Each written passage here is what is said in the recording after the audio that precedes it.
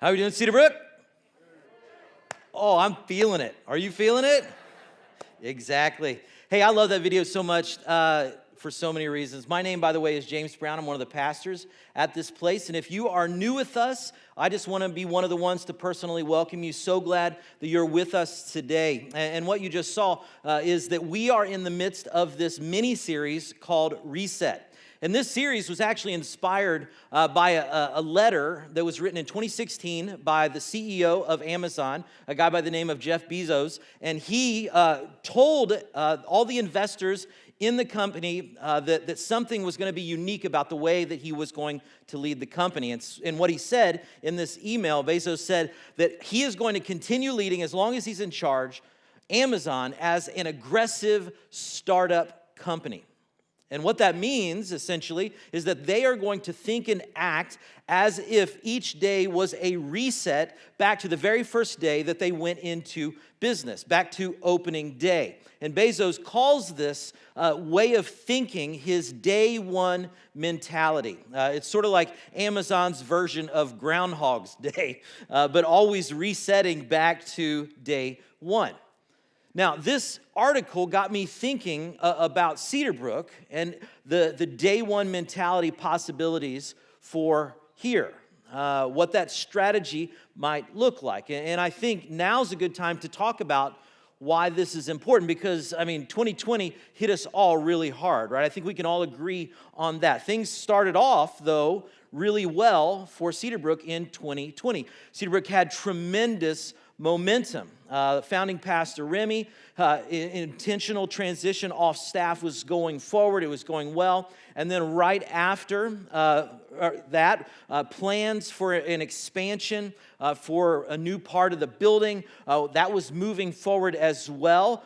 But right after, and you may remember this, I came to preach the last Sunday in February. Right after that, the world came to a screeching halt due to a global pandemic. Not sure if my preaching was related to the pandemic.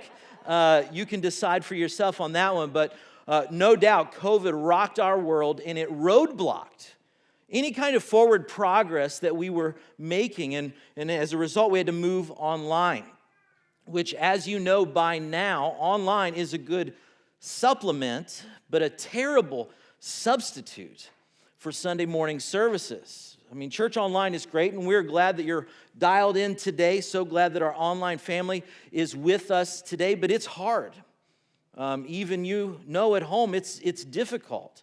And it feels like forever since we've all been together. Even at Christmas, we all weren't together again. And although on the surface it felt like the momentum that we were experiencing was slipping away a little bit, as we prayed about the future, as we prayed about the Cedarbrook strategy, one of the things that we began to sense is that God was up to something really unique for this next season. That there would be something different and amazing that He would do as part of Cedarbrook's story in the next chapter. And what we began sensing and feeling is that 2021 is going to be for us a sort of reset. It's almost like we're restarting again or we're beginning again.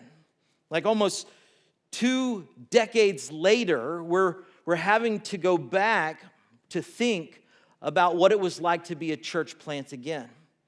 Because we're going to be launching many things all over again. Children's ministry here shortly will be launching again. Youth ministry is changing the way they're doing and launching again. It's like we're going back and starting again. And so I wanted to ask the question, what would it look like if we didn't think this was a bad thing, but rather we embraced this church plant perspective?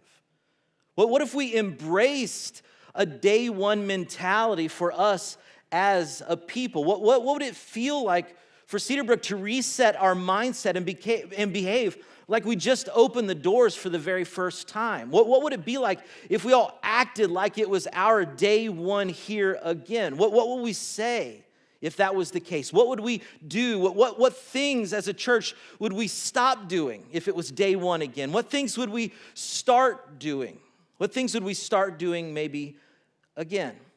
And so to answer that question, last week we looked at John 1 to identify Jesus' come and see strategy. And if you missed that message, I would encourage you to go back and watch it. Kyle did an amazing job talking about our invest and invite strategy, where we invest in and invite people to check out what Cedarbrook is really all about. And this week, I want to look at the very next chapter in John to see what maybe some other essential elements there might be to reset Cedarbrook's mentality back to day one. And so I'm going to take you there today. And if you have a Bible or if you have a Bible app with you, I want to invite you to open up to John chapter 2. Last week was John chapter 1. Today is John chapter 2. So if you would, just join me. If you don't have a Bible, don't worry. We'll put the scriptures on the screen that you can follow along. But while you're going there, I just want to say that I'm super excited to be looking at this John passage again today. Why? Well, John is awesome, and that's true. But I also know that there are many of you who have been digging deep into the Gospel of John and the devotional that we put in your Christmas experience bags. And if you started on January 1 with that reading, you are halfway through your 21-day experience with Jesus. So way to go, way to go. What an incredible way to kick off 2021. And so that being said, let's kick off this story as well. John chapter 2, verse 1 starts this way. It says, the next day there was a wedding celebration in the village of Cana in Galilee. Jesus' mother was there, and Jesus and his disciples were also invited to the celebration. Now, while we're setting up the scene, I just want to stop here because I don't care whether it's 2 years ago or 200 years ago or 2,000 years ago when this story was taking place, wherever, whenever, and any place you go in the world, weddings are a big deal. They're a big deal. Essentially, some of the ladies I know, they've actually been planning the whole thing since they were like 3 years old. Like it's a big deal for the ladies specifically. If you don't believe me, just look at the magazines. There are so many bridal magazines out there. I mean, you know how many bridal magazines? There's dozens and dozens of these things. There's so many of them, tons of them. You've got Bride magazine. You've got a magazine called Brides, which I guess is for our polygamy population. I'm not sure. You've got Modern Bride. You've got World Bride. You've got Elegant Bride. You've even got a magazine called Bride Again magazine for what they have termed Encore Brides because the first showing necessitated a repeat performance, I guess. So here's what I want to know as I look at these magazines is where's the magazine called Modern Groom, right? Like, where's this? Well, the reason is obvious. Nobody cares about the groom or what he even looks like. In fact, they dress all the groomsmen exactly the same so that if the groom doesn't show up or drops out, they just shift over in place and keep the whole thing going. Like, that's our role in this process. But bottom line is weddings are a big deal. They're a huge deal, not just for the ladies, but they're also a big deal for pastors as well. And I've done dozens and dozens of weddings over the decades of my personal pastoring. And if there's anything I've learned about the wedding biz, I've learned that there is a lot of pressure to make sure that you get everything right. And I'm happy to tell you that fortunately I have not botched a wedding yet, but I do know a pastor friend of mine who announced the couple at the end of the ceremony, and in doing so, used the name of the husband's first wife to introduce the new bride. Can you say, awkward, right? That's like the worst. And that's, by the way, about as bad as it gets, unless you are getting married when Jesus was walking the earth. And what happened in verse 3 happened to you. Look at it with me. Verse 3 says, the wine supply ran out during the festivities. Now, in the first century world that Jesus was in, hospitality was actually the dominant cultural virtue. And so to run out of anything would have been a major social faux pas because when there was a wedding, guests would be traveling for weeks and sometimes even months to attend the wedding. So the wedding wasn't just some 1 or 2 hour event. It was a week-long celebration with lots of eating and lots of drinking and lots of dancing. And by the way, for me, if I was ever going to be doing lots of dancing, I would also have to be doing lots of drinking. because I am James Brown in name only, just so you know. Let's be clear. But at some point during these festivities, the worst possible thing happened. The wine dried up. And Mary, Jesus' mom, notices this event happening and decides to tell Jesus about it. Look at the rest of verse 3. It says this: the wine supply ran out during the festivities. So Jesus' mother, Mary, told him they have no more wine. Now, I'm not exactly sure why she went and shared this info with Jesus. Maybe he was attending the Nazareth School of Bartending in the evenings. I don't know, but I doubt it. But having read the Gospels, I guess, my best guess, is that Mary knew Jesus was a man of action, kind of like the Jack Ryan on the Amazon Prime series. I mean, she knew that he would probably have a good idea for what he could do to help this poor couple save face or avoid embarrassment on what was probably the most important day of their entire lives. And reading this story, I love the Bible so much. This is one of the reasons why. Reading Jesus' response to his mother's request cracks me up every time. Look at verse 4. It says this: hey, they're out of wine. Dear woman, that is not our problem. My time has not yet come, right? Now, I just want to say, all the kids, if you're watching at home, kids in the room, pay attention here because this is critically important. We want you to be like Jesus. We want you to talk like Jesus and act like Jesus, except for this right here, right? So when your mom asks you to say, clean your room, your response should not be, dear woman, that is not our problem. My time has not yet come. Wrong answer, just FYI. All right, so Jesus is essentially saying to his mother here, Mom, our last name is not Leinenkugel. It's not $3 Chuck. We are not in the alcohol making business. That's his response to his mom here, but she is just as persistent as he is. Look at verse 5. But his mother told, and this is so important, look at what the next words are. But his mother told who? You can say it out loud, it's okay. The servants. But his mother told the servants, do whatever he says. This is so good. And so Jesus listens to his mom, and he comes up with a plan. Look at verse 6. Verse 6 says this: standing nearby were 6 stone water jars used for Jewish ceremonial washing. Each could hold 20 to 30 gallons. Verse 7, Jesus told who? The servants. He told them, fill the jars with water. Now, looking at this on the surface, this seems like an easy enough assignment, right?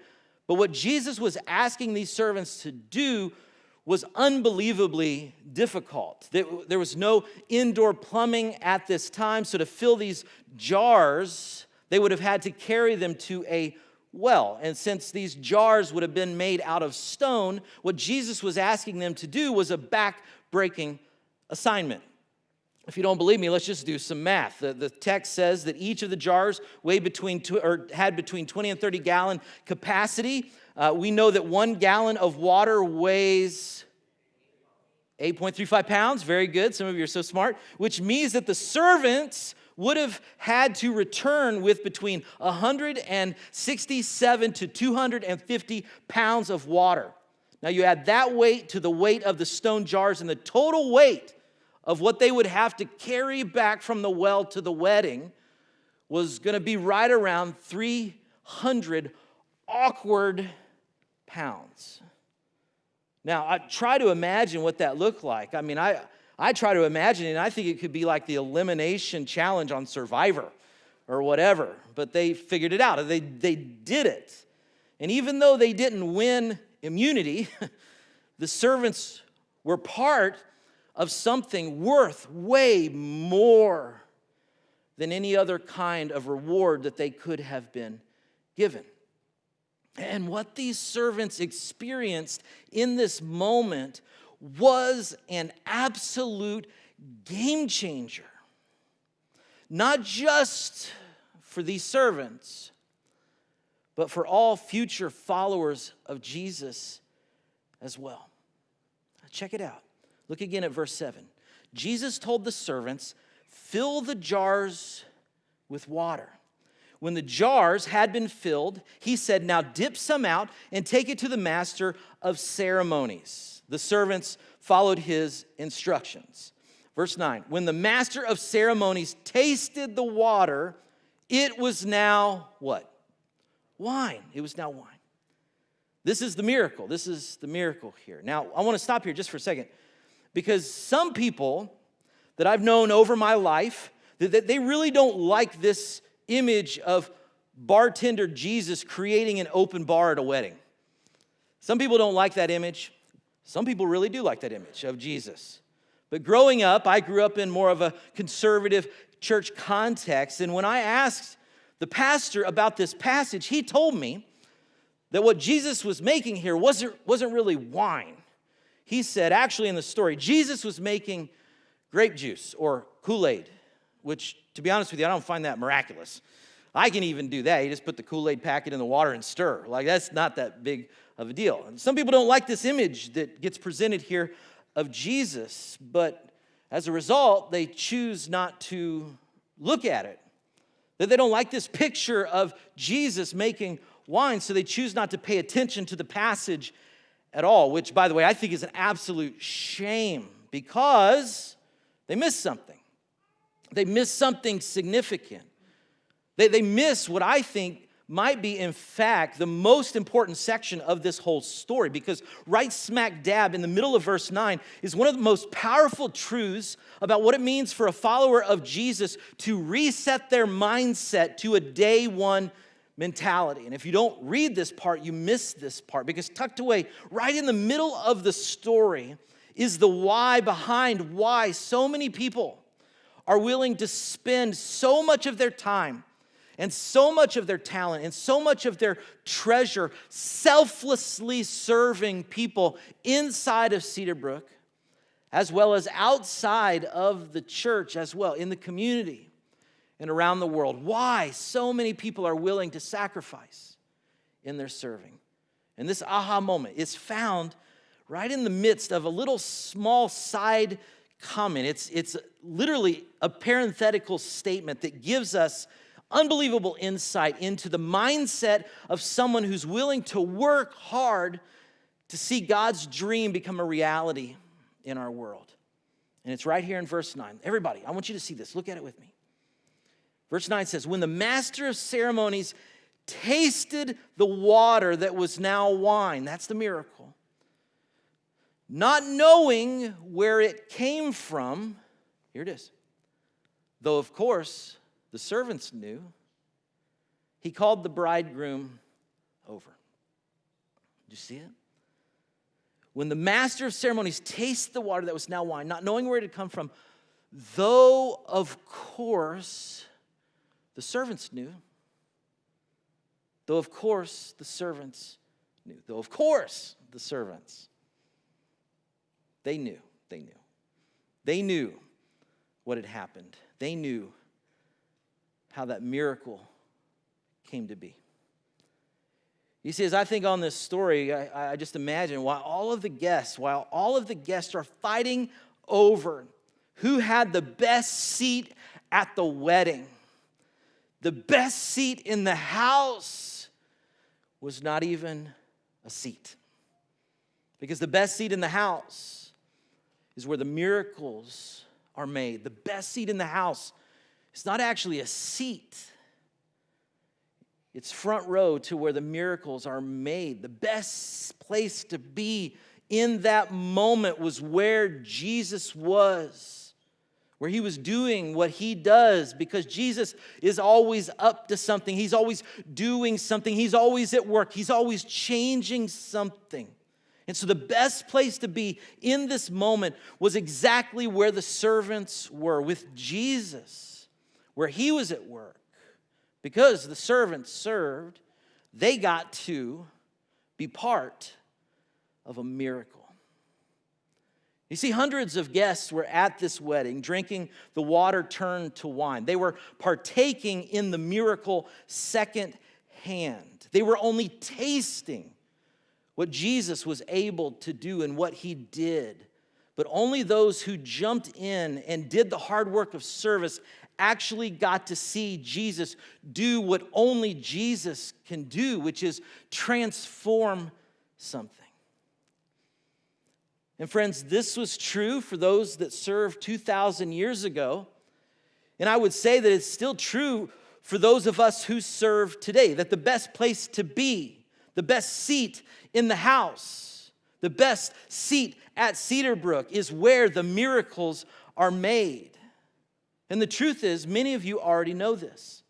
You already know this insight. You have this already because you've experienced it. You've jumped up and joined Jesus in what he's doing in this community and around the world. You have already seen what these servants saw. You know what they know. You have already learned what the servants learned in John 2, that because they were willing to serve, they got to not just partake of, but rather to be part of a miracle, that Jesus transformed something. And you know that. And if that's you, I just want to thank you. Thank you for what you do. This is huge. Serving in the way that you serve is a big deal. Sacrificing the way that you sacrifice is a big deal. Week after week, month after month, year after year. Cedarbrook is great because of you and because of what you do. You have already reset your mindset to a day one mentality. But I would also say at the exact same time, there are many of you who are missing out on a major part of what it means to follow Jesus. Because week after week, you come and you taste the wedding wine or the online wine. Maybe you sing the songs. Maybe you're able to stay awake through the sermon sometimes. Maybe you have the best seat in this room or in your house on the couch, but you don't have the best seat in this house, in this church, because the best seat is not a seat. The best seat is where the miracles are made. It's where you get to see lives transformed. And so if you've been here drinking the wine for a while, metaphorically speaking, of course, I want to invite you to do something. I want to challenge you to do something. I want to invite you to think about carrying a water jar here at Cedarbrook, to think about getting involved, to reset your mindset to a day one mentality, to take the next step in your faith journey, to step up and start to serve and go to the place that miracles are made. Because if we're going to adopt a church plant mentality, that's what that means. That we need you. We need all of us together to make this mission go forward, to find your place and to go where the miracles are made. And we have lots of opportunities. As I said, as children start up again, as youth ministry is reimagining what they're doing and starting to meet in person again, as tech is going live, not just on these screens, but all over the world, there are people in our seats that God is calling to take that step and begin to serve in a way that they see Jesus do what only he can do, which is change lives. And so I want you to pay attention to that thing inside of you that says, this is my next step. This is what I need to do. I need to begin to serve. And if you're in the space here, I want to invite you to reach in the back before you leave this place and fill out the serve card. If you're on line watching at home, just go to cedarbrook.info and click serve, fill that out, and we will begin to help you find your place at this place so that you can know what these servants knew, that the best place to be is not in the seat partaking of, but being part of when the miracles are made. Let's pray together. God, we thank you for this moment, and we stand in awe of who you are. And that as you turned water to wine 2,000 years ago, that same kind of transformation is what you are doing all around us all the time. And God, I pray that we would be the kind of people that would step up and step into what that means so that we can not just sip the wine, but we can be saturated with what you are doing around us in this world. And God, I thank you that you call us to something bigger than ourselves, that you figure out how to do things that we don't know how to do, that you open doors that are closed, that you make ways for people to come to you where there are no ways. And God, we want to be front row to that. We want to be where the miracles are made. And God, we can't wait to see what you're going to do next. And it's in Jesus' name we pray. And all God's people said,